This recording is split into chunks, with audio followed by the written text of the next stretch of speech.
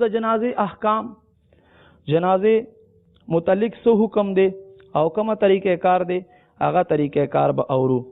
حضرت داؤد علیہ الصلوۃ والسلام الله رب کریم په بارگاہ کې عرض وکړو یا پروردگار عالم څوک چې یو مسلمان رور جنازه کې لاړ شي نو ته به هغه مسلمان ته څه اجر ورکې؟ الله رب کریم ورته فرمایل اے داؤد علی نبینا علیہ الصلوۃ والسلام زبد د انسان جنازه د پارا د جنازه کې تک کولو د پارا فرشته راولېګما. صلو علی الحبیب صلی الله تعالی علی محمد صلی الله علیه و آله وسلم. زما خوګو اسلامینو جنازه نیتونه مونږ جنازه ته ځو نو مونږ ته کم نیتونه کول پکار دي.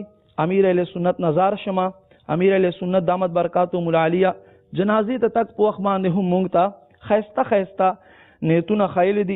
راځي چې هغه نیتونه وورو او ان شاء الله بیا چرته مونږ جنازه ته روانو نو دا نیتونه با چې څومره راته یاد وي حسب توفیق په دا نیتونه ادا کوو.